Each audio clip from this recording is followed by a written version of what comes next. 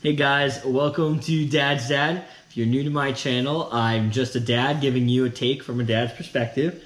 This is my 7-month-old son, Leo. He is the star of the show, for real. We talk about all things being a parent, being a dad, and just giving you the dad's perspective. Today we're going to talk about crawling. So this little guy started crawling right at 6 months. Basically right when he turned 6 months. It was like we woke up the next morning and he just started crawling across the room. I'll say my 5 best tips and tricks that we used to have your child start to crawl and help them go from showing you signs of crawling and giving you crawling cues to literally getting up and crawling across the floor. Before we jump into my 5 tips and tricks to help your baby go from showing crawling cues to really crawling across the house, like crawling everywhere and start baby proofing everything, I just want to preface this by saying I'm not a medical professional, and these were just the 5 tips that helped our son, we felt, move from showing us crawl cues to just really crawling right across the floor. But I'm not a licensed professional, I'm not a medical professional. These are really just for fun, and I hope you enjoy the video. So let's get started. Number 1, out of our top 5 tips to get your baby to crawl, our first and foremost, we noticed that floor time, tummy time was key. You see this, you read this everywhere. It was on everyone's YouTube channel. The doctor told us this. Our friends, our family, our parents, everyone said the more time that your child gets to play on the floor, the more time that your child gets to practice being on their belly, pushing up and rocking back and forth, and eventually pushing themselves up to a plank. It's funny because it kind of does look like little yoga positions and moves, but it's true. They strengthen their core, they strengthen their back, they strengthen their shoulders, their neck, and really you just start to see them progress very quickly the more you do it. My wife was adamant that she started doing this the moment we got home from the hospital, basically. As long as you're healthy, your baby's healthy and clear to practice and they tell you pretty much right away. We started, and we recommend if you're looking to do that, you should start too.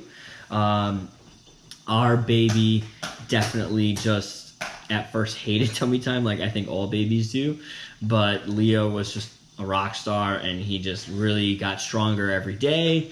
And we noticed probably at the 3.5-month mark where he really started to show interest in playing on his tummy.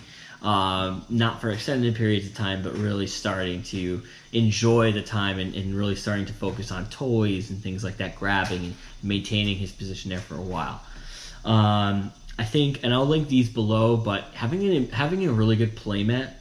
In the beginning, I literally would take 1 square of the play mat, put it down, and we would do tummy time on the 1 square. He had a gym that we would pop down on the square so that under the gym there was that soft foam, and he loved it in there. He loved his gym. He loved playing on the foam mat. I'll link it below. We really like these ones. They're a little pricey, but they're really nice looking, and we think he likes them, especially now he's a little older. The center pieces each have a different animal cut out, and they're pretty large. And so we'll pop it out, and he'll kind of like see that and play with it, and I'll pop it back, and he's like, "Oh, where'd that go?" So that's kind of fun.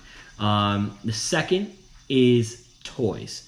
So our son was motivated by quite a few different toys, but we found that encouraging him with toys and things that were of interest to him really helped him along the way. So tip number 2, toys or anything that your baby is fascinated or interested in. I find that anything I'm into, my son's into. So if I'm on my computer, my son wants to be on my computer. If I'm playing with my GoPro, my son wants to play with my GoPro. If I'm on my phone, my son wants to play with my phone. The very first time he ever crawled across the floor, across the room, like a 10-foot room, just crawled square across the room, was chasing after my laptop. Number 3, so the boppy. The boppy that my wife uses to nurse our son.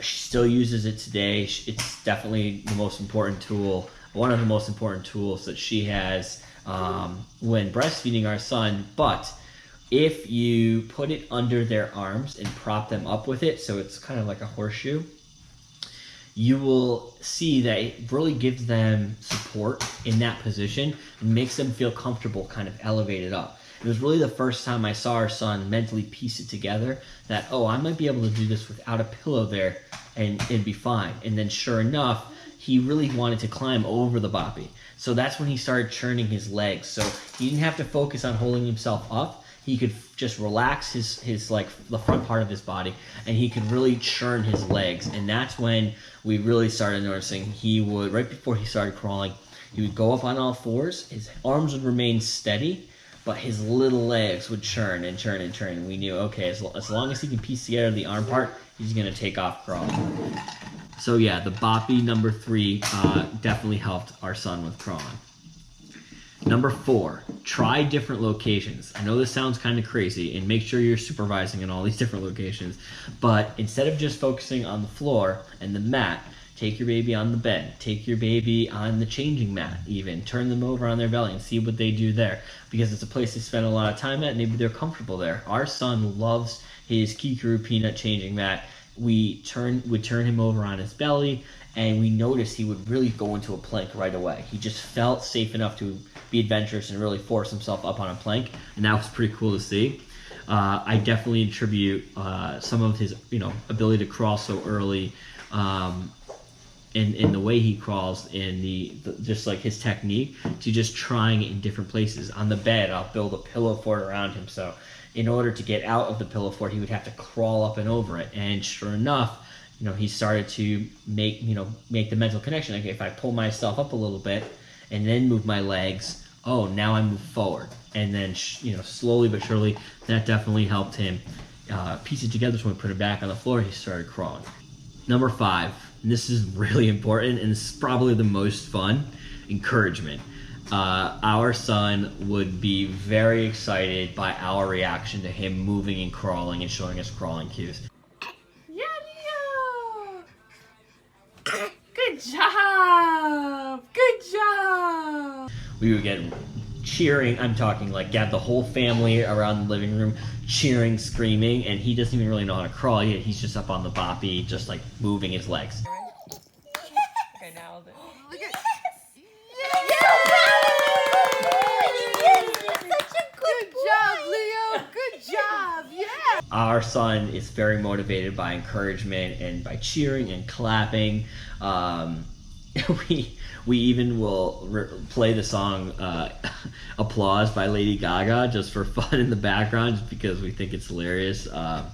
And so, we like to give him encouragement, and I believe that when you kind of really show them that you're fascinated and interested by their movement, they'll want to continue to do it and get that rise out of you, and it definitely worked with our son. So to recap, number 1, floor time, tummy time. Number 2, toys. Number 3, the boppy. Number 4, trying different locations. And number 5, encouragement. And I think they're also in order from most important to least important, but encouragement is still my favorite. So yeah, that's really it. Those are our tips and tricks for getting your baby to crawl. So my 5 tips to having your baby crawl as quickly as possible. Alright guys, if you like this video, please like and subscribe to my channel. I'm going to continue to put videos out from the dad's perspective, and we'll see you guys next time.